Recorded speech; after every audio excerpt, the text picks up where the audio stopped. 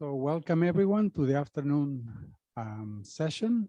So our next speaker is David Hernandez from Paris 6, speaking to us from Berkeley. And he's going to talk about truncations of quantum Kac-Moody algebras and Baxter Formula. David? Hello, so thank you very much. I hope you can hear me well. So thank you very much for the invitation to this conference. And I'm sorry I cannot be with you in person because of conflict of schedule. So I try to do my best to give the online talk. So I think you can see my screen shared. So the aim of my talk is to explain some occurrence of variations of Kac-Moody algebras, more precisely affine Kac-Moody algebras, in topics inspired by two different physics contexts. So, I will start with some general motivations to explain some importance of, as I said, variations. I will explain what I mean by variations of affine Kac-Moody algebras. And so in fields inspired by physics, so more precisely quantum integrable models.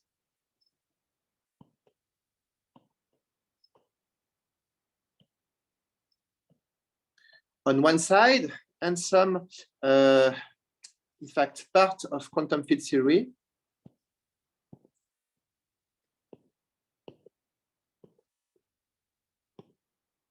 More precisely, some recently defined geometric object called Coulomb branches.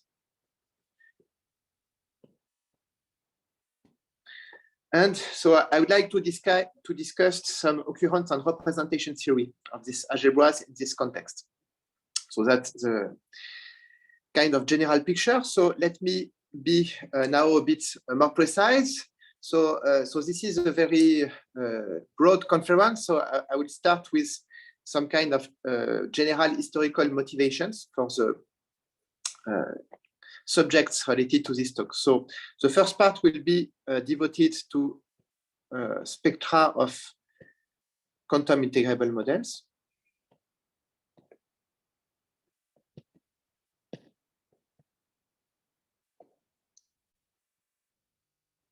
And so I will give some historical motivation, and then I will explain the algebraic and representation theoretical point of view on these questions. So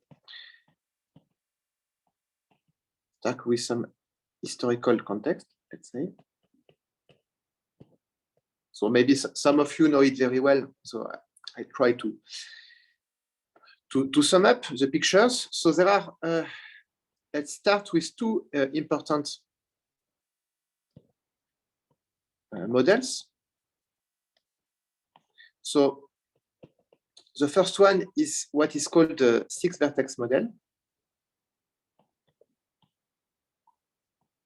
So it's a very classical, well-known model of statistical physics, which was defined around, in fact, 1935, as a model to explain the ice of water. So sometimes it's called the ice model. And so what is a state for this model is can be described as an orientation of a lattice. So we have some lattice.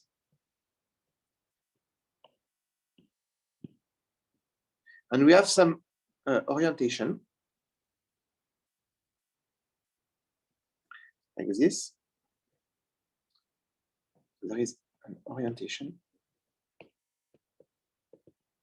of a lattice. But there are rules, so the orientation is not completely arbitrary. the rule is that at each vertex, there should be exactly 2 incoming arrows and 2 outgoing arrows. With rules. So as you can see in my picture here, if I put this one here, then this one is going out, and then it means that this one should be incoming. So that justifies the name 6 vertex model, because there are 6 possible configurations at each vertex. So this is related to configurations of crystal of ice. So this is one classical model I want to discuss. And in fact, it is mathematically closely related to a slightly different model, which is called the Xaxis spin model. So which is a model of quantum physics. And it's also very old and classical. It's from the 20s in the last century, so from 1928. So it is some variation of the Ising model, which gives a framework to study chain of magnetic spins.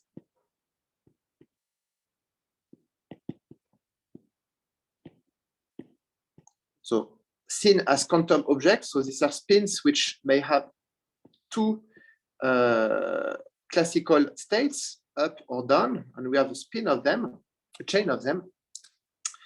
And so they are described by this Xaxis spin model. So, so why do we look at these 2 models simultaneously? So it appears that when we study the partition function of the model, which is a crucial mathematical object that can be used to study it, they are closely related. So they have, so the partition function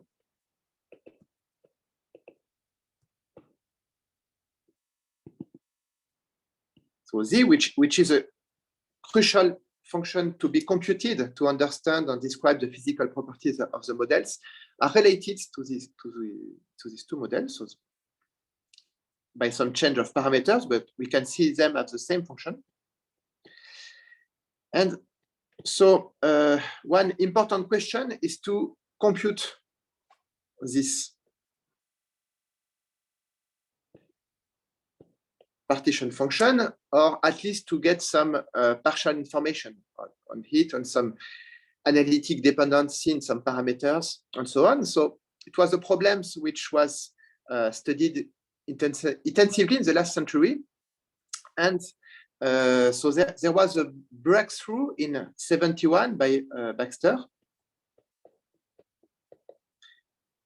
In 1971, who introduced a new method to analyze and compute this function, which in fact led to a computation of this function, which is now called the transfer matrix method. So new method. And it's a method based on the algebra,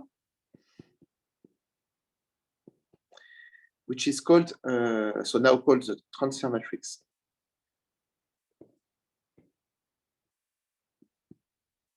Method.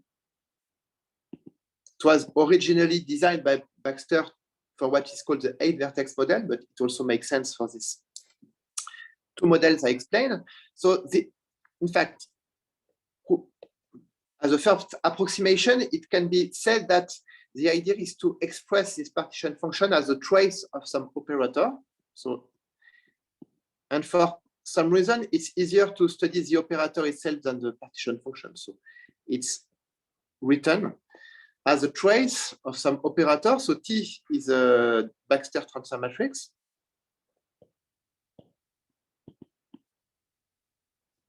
Transfer matrix. N is some integer which can be seen as a size of the model.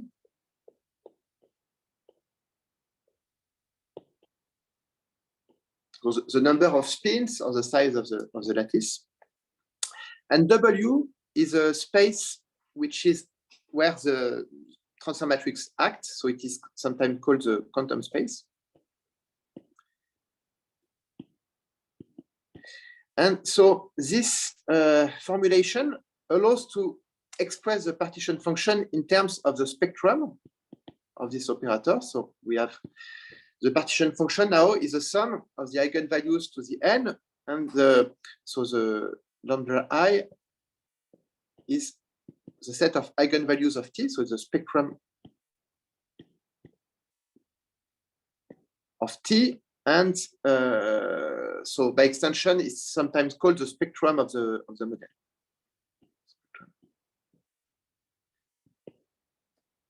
The model. And so in this seminal work, not only Baxter describes this method, but he could also compute this spectrum, the lambda I, and in fact, he noticed that the spectrum has a very regular form. So there is more. So the eigenvalues, the lambda I, have a regular analytic form.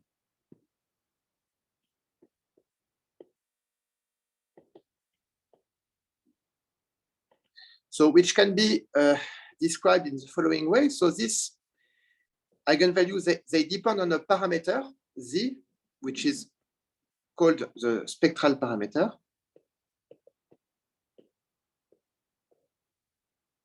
So it's related to some physical quantity of the model, which is not the same for 6 vertex of spin, but we can see it as some variable. And then, so all the eigenvalues can be written in this form as a sum of 2 terms. And these 2 terms are some quotients, which depend on some polynomial. So there is polynomial qi, and then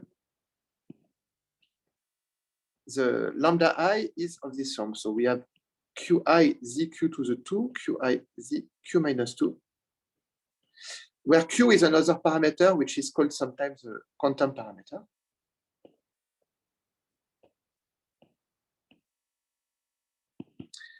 And so for all this model, for any w, so any n, for all eigenvalues, which a priori are very different, he could find this kind of regular expression, so which is called Baxter formula, in fact, Baxter TQ formula. And the point is that these qi are polynomials. That's the crucial point. Qi of z, it's a polynomial. So it's called sometimes, usually, Baxter polynomial.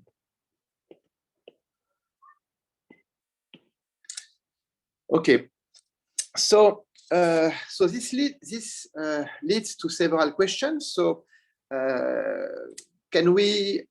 there some mathematical understanding for this expression? Does it make sense? And is it possible to extend this for more general quantum integrable system? So we can ask questions which were asked at the time already, and which is, so what is the meaning of this formula, let's say star? And so where do this polynomial come from? And also we can ask what about more general quantum integrable model. So this Xaxis spin can be generalized in various directions, and that I will explain. And so is there an analog? Are there analog polynomials, analogs, Baxter relations, and so on? So to understand it, in fact, there is the point of view representation theory, and this is where infinite dimensional algebra play a role. So I'll try to discuss this now. So representation theoretical point of view.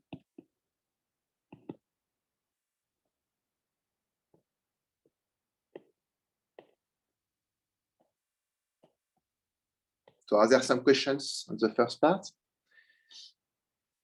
No. So okay. So the representation theoretical point of view involved so affine Kac-Moody algebras and their deformations, which are called quantum groups.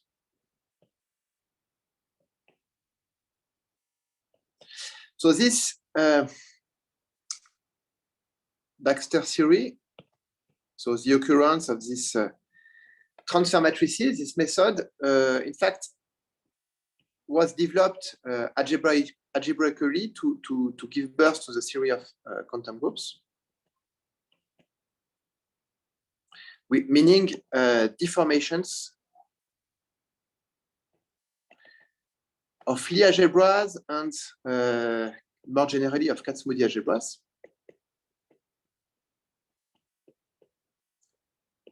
So through the work of many people, Drinfeld, Jimbo, Fadeev,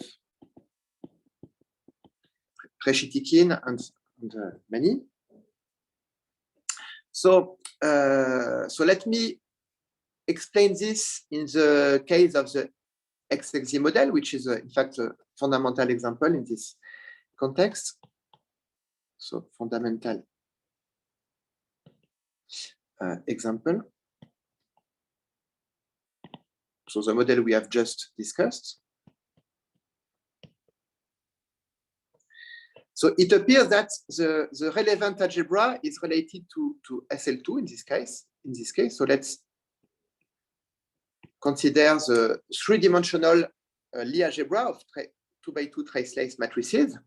And then, so to understand the Xaxis model, we have to look at the corresponding affine Kac-Moody algebras. So more precisely, we will work with the loop algebra. So LG, which is SL2C, tensor the Laurent polynomial ring in one variable. So this is the loop algebra. And which can be seen as a subquotient of the corresponding affine Kac-Moody algebra.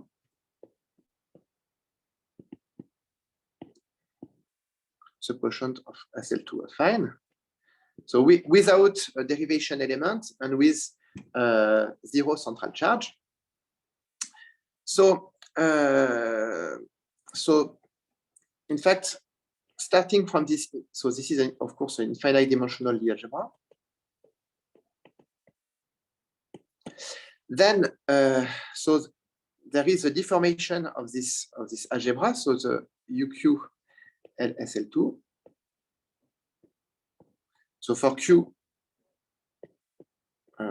non-zero complex number is Q deformation, not really of the Lie algebra, but of its universal enveloping algebra. So it's a Q deformation. And so it appears that it is a good context to understand this story of transfer matrices. Because so if you remember what I just explained, I said that this operator T acts on some quantum space here, some W. So this W can be interpreted as a representation of UQL SL2, so the quantum space W is a finite dimensional representation so of this Q deformation of LSL2. So we need the Q because the Q is a quantum parameter in the Baxter picture that I described previously. And in fact, the T here will play the role of the spectral parameter. So we have this W, and so we need the transfer matrix. So we have on W, we have this transfer matrix. And so this transfer matrix can also be obtained from the algebraic structure. So it comes from what is called the universal R matrix in the quantum group. So we have R of Z. So it is an element of the tensor square of the algebra.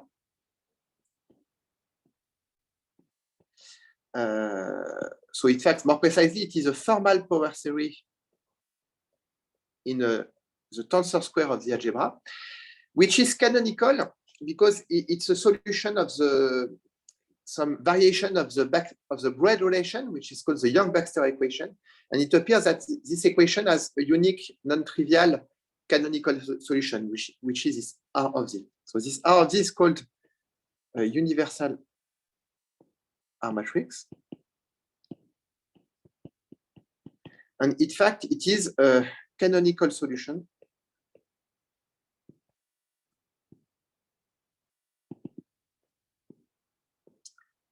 of the Young-Baxter equation.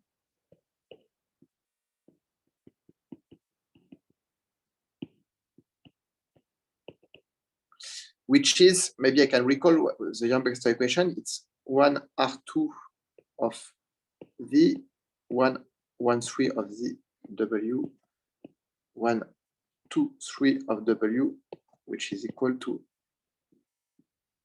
R2 3 of W, 1 1 3 of Z W, R1 2 of Z. So it is an equation with value in the tensor, the algebra to the cube, tensor cube of the algebra, and R12 is just R tensor 1, R23 is 1 tensor R, and R13 is you put 1 in the middle. So it's kind of reminiscence of the Braid relation. In fact, it's related to some Braid group action, but I will not discuss this now. So how is it related to this transfer matrix? And so that's the way how it can be written now. If we take this transfer matrix is obtained from the universal R matrix by taking a trace on the left factor. So that takes the trace on some representation. So V is a two-dimensional representation of the same algebra, UQ LSL2. So sometimes it's called the auxiliary space.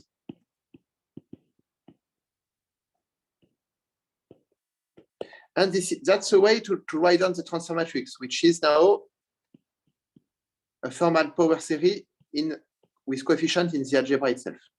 So I recall R of Z is in the tensor square of the algebra, and then we take the trace on the left factor, so they become complex number, and we obtain an element in the algebra itself. And this element is the Baxter transfer matrix. So what is sometimes a bit confusing is that we have two representations of the algebra which play a role. The quantum space W, where the matrix acts, where we compute the spectrum, and then the auxiliary space V, from which we take the trace to construct the transfer matrix itself. Okay, so what is remarkable here? So first, that this construction gives exactly the original transfer matrix for the XXZ model. And so another important point is that we have a condition which is in integrability, that all these transfer matrix commute. So we have this integrability property. So if we call this transfer matrix TV of Z, because it depends on the auxiliary space V, so they give rise to commuting operators. So TV of Z, TV prime of W, these two operators commute. So which means that, so if we take all coefficients of this transfer matrix, it's a formal power series, and they generate some commutative algebra of the quantum groups, which is in fact highly non-commutative. In fact, the enveloping the algebra is already non-commutative, and the quantum group also. And yes, but still we have a very large commutative subalgebra itself generated by the coefficient of these R matrices. So this leads now to the question I mentioned in the first part. Is it possible to understand this question of polynomiality of this Baxter relation now that we have this additional underlying categorical and algebraic structures?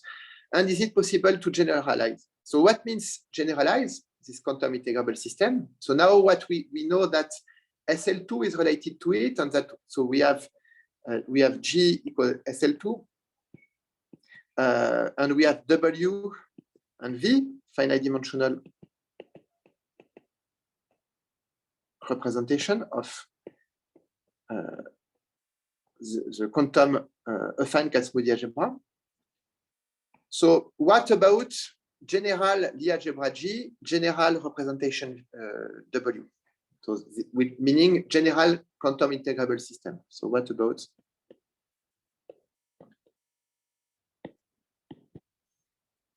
general simple Lie algebra G and general W and V? So there are various conjectures about it, and in particular, there is a conjecture formulated by Frankel and Reshetkin.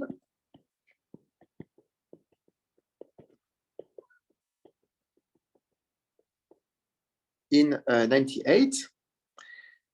So the conjecture states, so it's a bit slightly technical to write, but it states that the spectrum of general quantum integrable system can be written using general Baxter relations, which in fact can be precisely described in terms of the model, and general polynomial. So so I will try to be slightly more precise, but so in fact, this conjecture is proved. So through my joint work with Jimbo and Frankel, 2012 and 2015.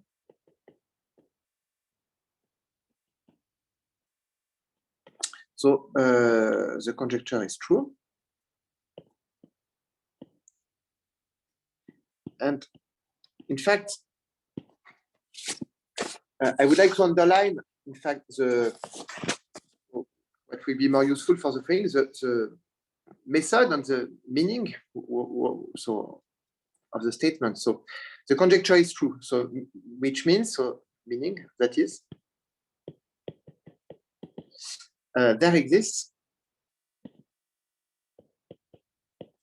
so general Baxter polynomial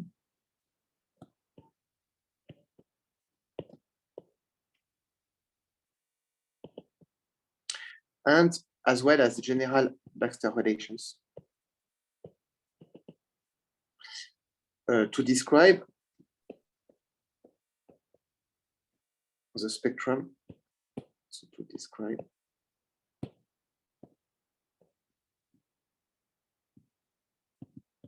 the spectra of quantum integrable model constructed from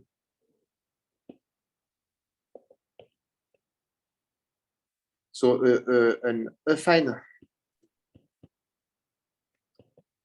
Kac-Moody algebra G hat and W finite dimensional representation of the corresponding quantum group. So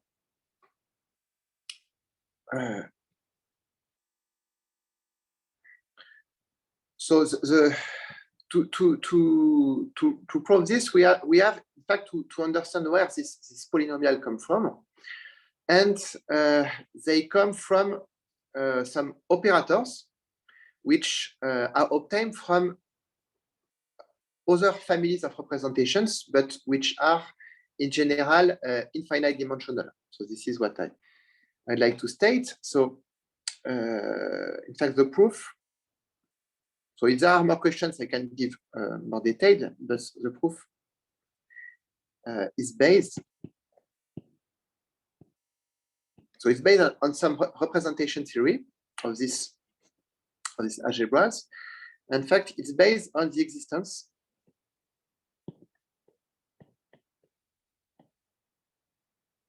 of new infinite dimensional simple representations. So it's a representation that we call, so they are parameterized by a node of the linking diagram of G. So that's a representation Li. So the N is the rank of G. So we call them pre-fundamental modules.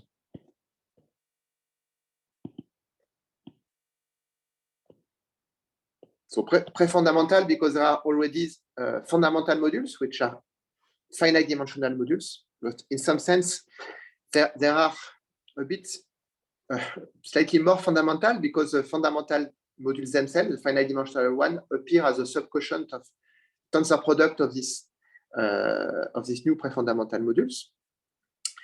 And so, in fact, there are also transfer matrices associated to these modules. So, in fact, there are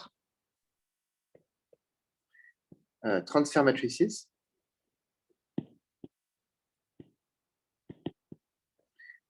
associated to them.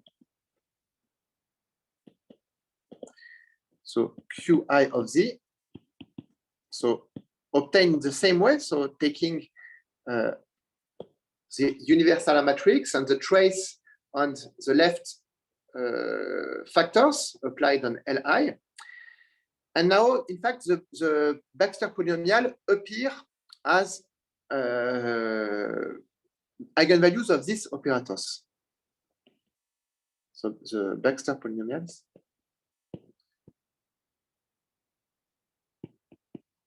appear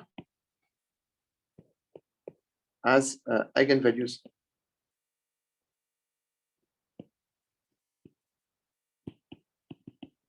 of these operators.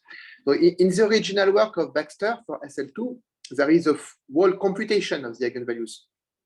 And then we can see there are polynomials. So in the general case, there is a priori no hope to get like a whole computation, explicit computation of all of them.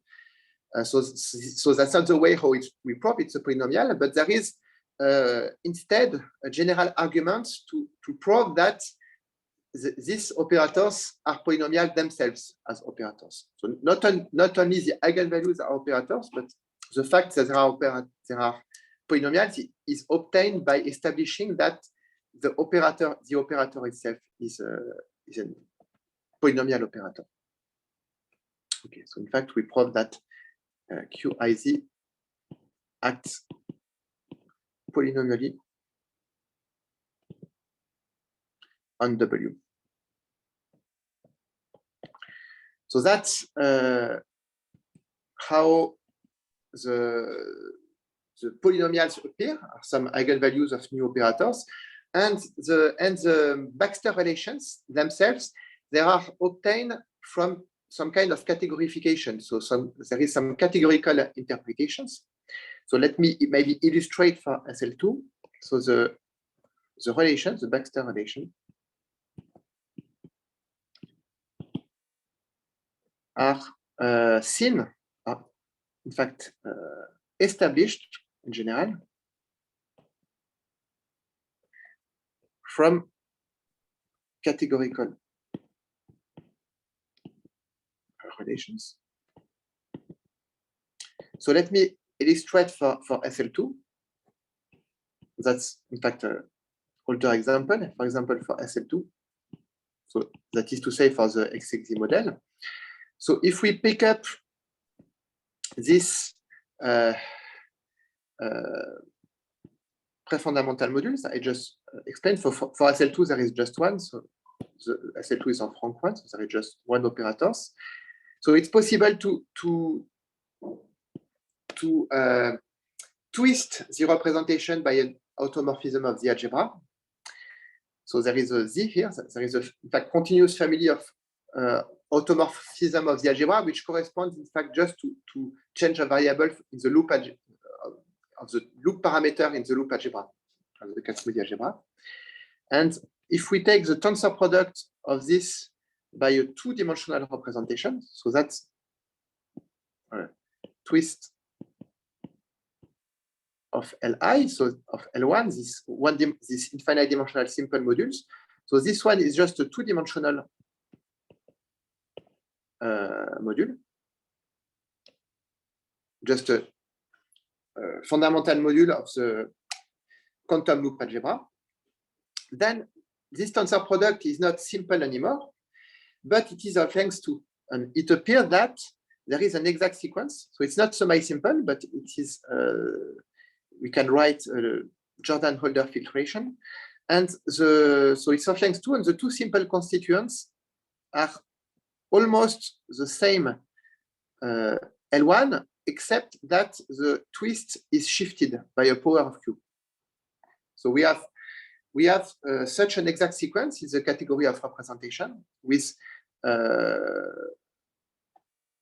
almost the same representation. So if you look, so that's an exact sequence in the category of representation of this quantum loop algebra.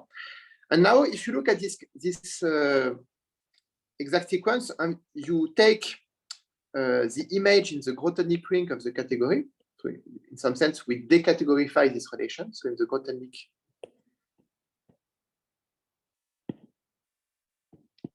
ring, we obtain that the product of V by the class of L1 of Z is the sum of L1 ZQ to 2, L1 ZQ Q to the 2, sorry, plus the sum of L1 ZQ minus 2. So this in fact implies this. And now if you look at this relation, this is in fact almost the Baxter relation, because if you work now in the fraction field of the Grothendieck ring, you can divide by this class. And you get this relation, which is exactly, so if you remember the relation I wrote at the very beginning, this relation here.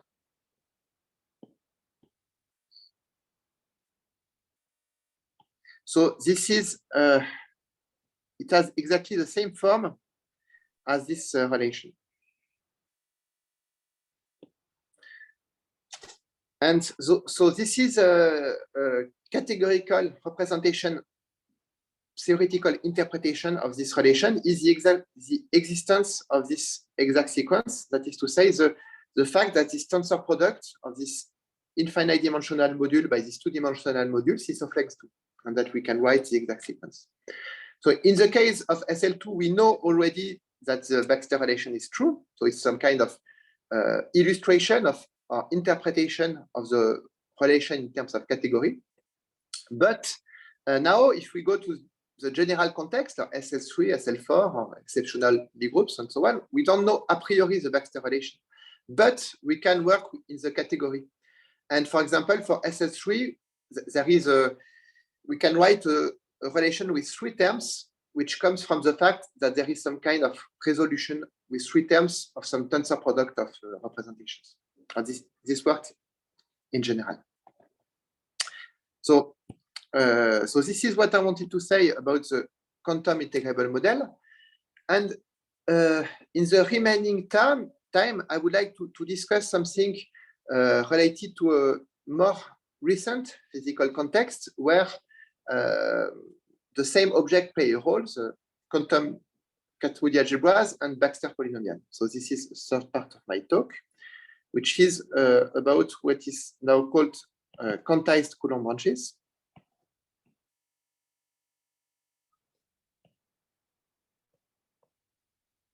So it's a priori not directly related subjects. So let's look at a different context in physics. So there is this general theory, what is called quantum field theory.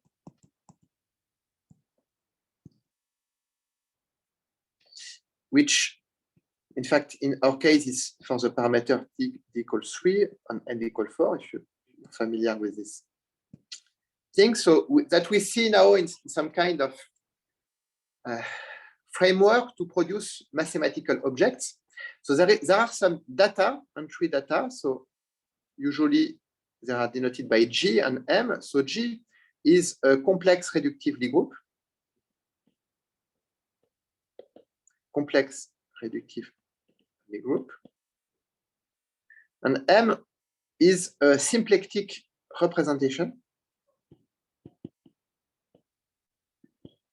of G. So these are the initial data of the quantum field theory. And then it is expected from the theoretical, from the physical context that the theory produce nice families of varieties, so which are called X branch and Coulomb branch. So there is X branches, Coulomb branch. So which in the most general picture are not well defined mathematically, but recently there were some mathematical definition, or we could say mathematical geometric model for these varieties.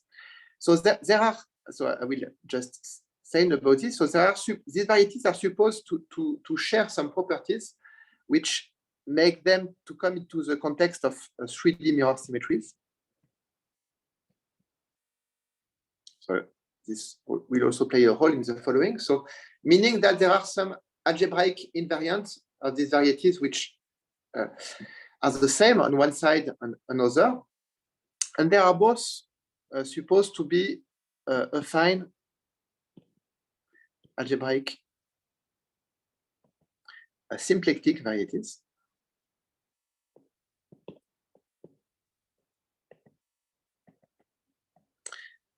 And so there are mathematical construction.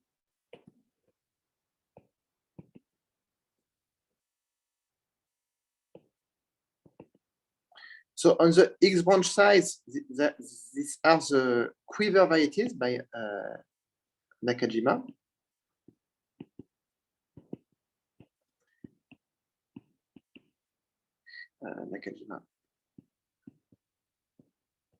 So which in fact are known since the 90s.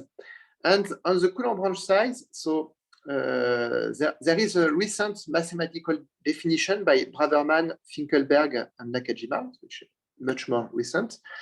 So of general varieties which are mathematically well defined and have the properties which are expected from the physical construction. So and so how is it related to the picture I explained?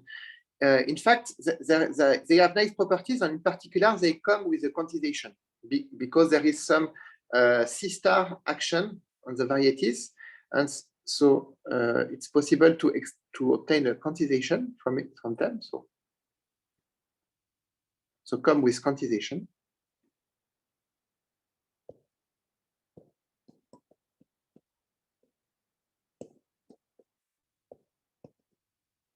So meaning that we can define some deformation of their K-theory or homology, depending on the choice of the invariant considered. And this, it was observed and proved that in many cases, this quantization are algebras, which are some variation of Kac-Moody algebras of their quantization. So you obtain some variations again of affine Kac-Moody algebras. And in this context, these are so what are called truncated shifted quantum affine algebras.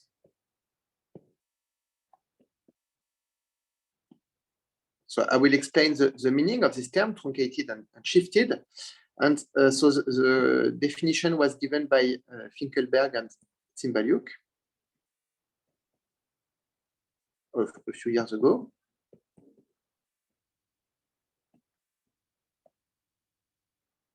So these are very nice algebras.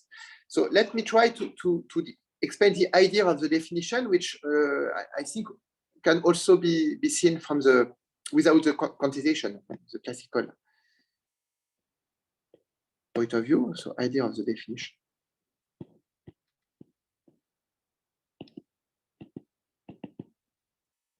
At the algebraic level. So I would like first to explain what means shifted. So what means here to shift the loop algebra or the affine algebra.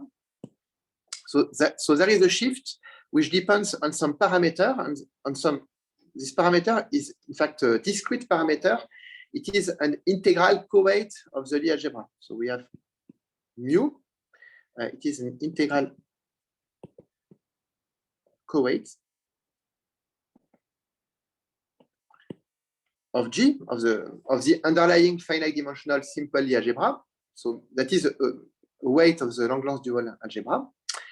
And so there is this O mu of G hat, so the shifted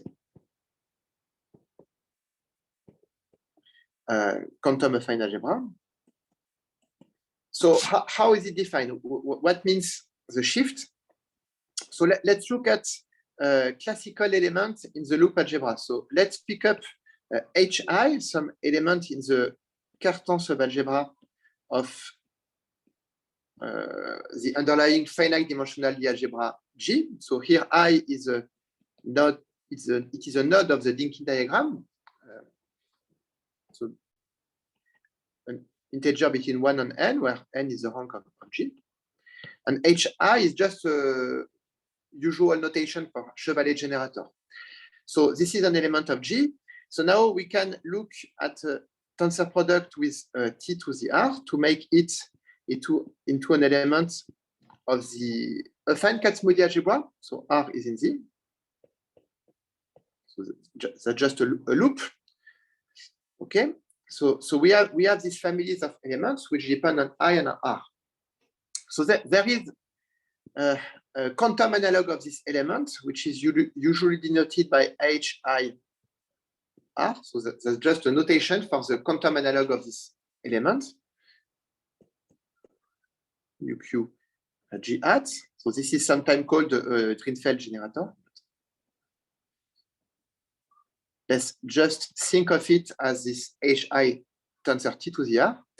And in fact, what is useful usually is to look at these elements grouped into formal power series. So let's construct the formal power series of this HI. So we take HI minus R strictly larger than 0, Z to the minus R. So for some reason, I take the minus sign. So let me make some space here. Okay, and then so we take, it's useful to look at the exponential of this formal power series. And this is usually denoted by phi I of Z. So this is useful to write down the relation of the algebra to this. And then we have here a constant element, which is just a quantum analog of the Cartan. In fact, that's okay, this Ki A minus 1 is just the Cartan.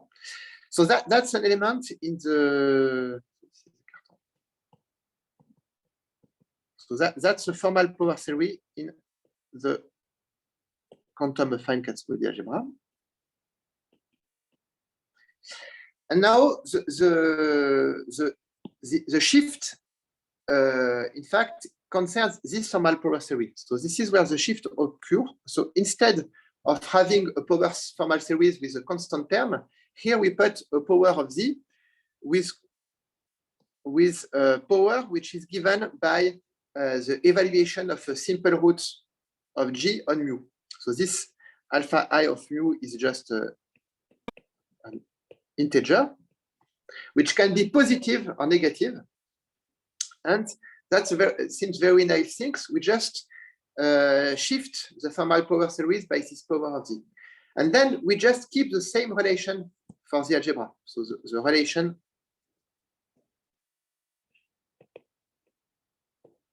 are not changed. but now the terms in the relation have a different interpretation. And this leads to a completely different algebra. So we obtain a different algebra, which now depends on Q, of course, also, but also on this shift. And in fact, so we may wonder, why should we do this? So we are already happy with ordinary fine algebras and their quantum groups and so on. So one reason is that this quantization of Coulomb branches, which comes from this geometric and physical context, appear as quotient of this shifted algebras. So this is what is called the truncation. So I will explain. So the quantized Coulomb branches. So in fact, which are in fact currently intensively studied. So they appear as, can be realized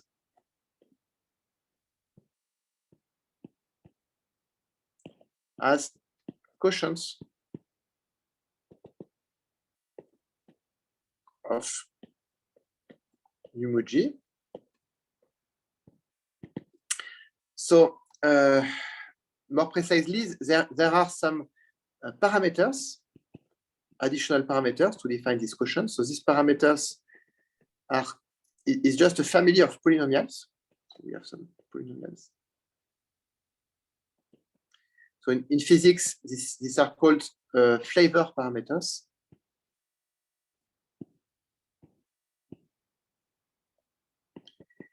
And so these quotients, so this is what are called truncations. And these are quotient of the truncated algebra. So let's write it U. So I will not write down the precise definition. I can if there are questions, but there is a natural way to take quotient of this algebra. But the shift is essential here. So the quotient depends on the shift parameter mu and on these families of polynomials, these flavor parameters. So this gives a strong motivation to look at these algebras and try to see their representation theory, for instance.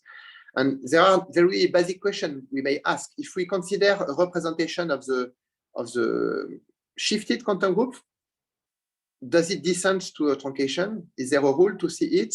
And does it make sense from the point of view of geometry, of physics?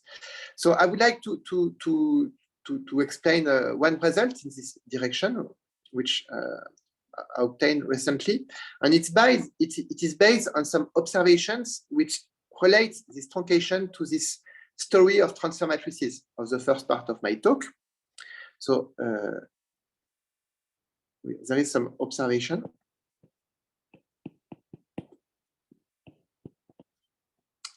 That in fact the quotient so the way this quotient is defined, so the ideal, the quotient ideal,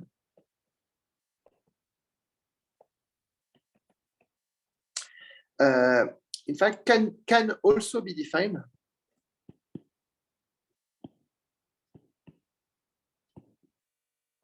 by using this new transfer matrices I explained during the first part of my talk, which are related to this, whose eigenvalues give this Baxter polynomials. So by using this Qi of this, so these Q operators, which I recall are the transfer matrices associated to this infinite dimensional modules. So there is the precise statement here that taking some construction for this Qi of z, we can obtain the quotient. And then now that we have seen this, we can exploit the fact that we know that these these operators have some polynomial action. So now we obtain some application from their polynomial action.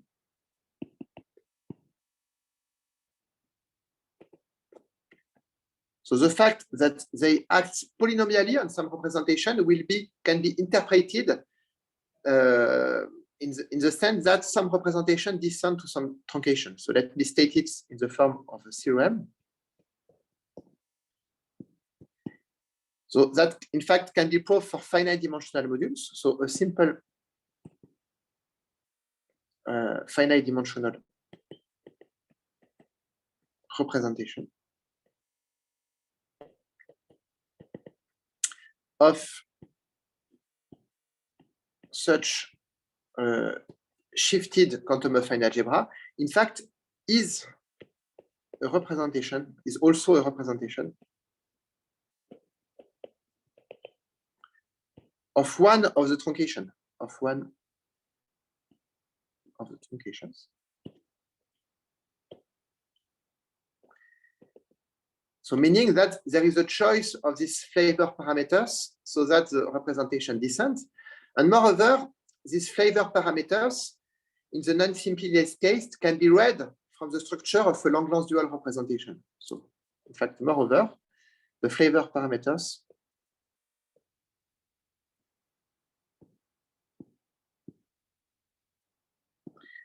can be read from the structure. So in fact, it is from the character of the representation, but let's write it this way, from the structure of a representation of the Lagrange dual quantum Kac-Moody algebra. So of UT. So this is really the Lagrange dual of the affine Kac-Moody algebra itself. So if we start with the untwisted algebra, we get a twisted affine algebra. Okay, so let me do some remarks. I have a few minutes to finish. So some remarks on the conjecture. So first, in fact, it's related. So this statement is related to some results which were known previously. So it's related to known results. In fact, for simply laced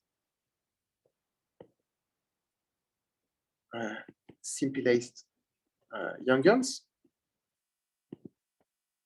So these problems were solved for simply laced Youngians by a group of authors, which are Kamnitzer, Tingley, Webster, Weeks, and Jacobi. And also, there are also geometric approach by folding. So geometric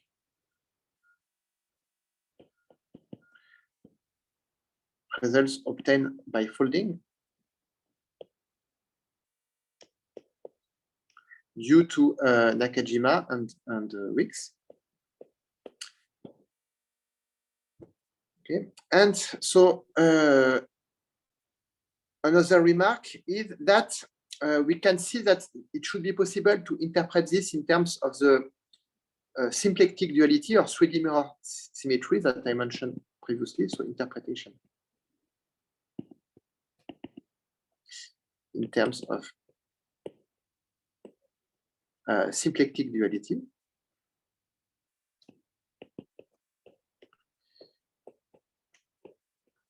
So I explained that in the theory that there are this, so there is a X branch and the Coulomb branch. So what I discussed here is related to the right part, so representation of the quantization of the Coulomb branch. And I said that the flavor parameters are obtained from a representation of quantum affine algebra without shift. And it's known from a long time that there are geometric models from quaver varieties to construct representation of this affine Kac-Moody algebra. So in some sense, can be expected from this picture, and this is in fact what appears for the results in twisted Youngians I mentioned, that some structure of a representation related to the X branch plays a role to parameterized representation of the Coulomb branch. So I would need more time to explain. But from this context of 3D more symmetry, it can be expected that such results appear. So then, of course, there is a question of writing them precisely and establishing the proof. But this is what can be done here. And I just finish with a conjecture, which, in fact, the same. So the statement I wrote here are for finite dimensional module, but this affine Kac-Moody algebra and their quantum groups and shifted quantum groups are known to not only to have finite dimensional modules, but also there are representations which are infinite dimensional, and this is what is called the category O. And my conjecture I would like to state is that an analog statement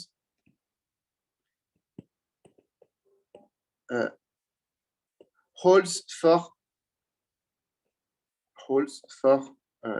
representation in a category O. So for representation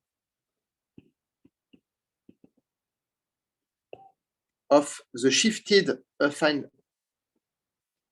quantum affine Kac-Moody algebra in a category O.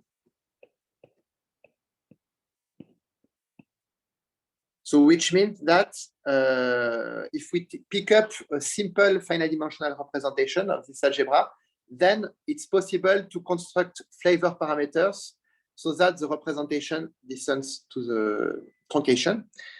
And it also can be expected that these parameters can be derived from Langlands dual representation of the Langlands dual algebra. But for the moment, it's just a conjecture. I do not know a proof beyond finite dimensional modules for non-simply laced types. Okay, so I will stop here.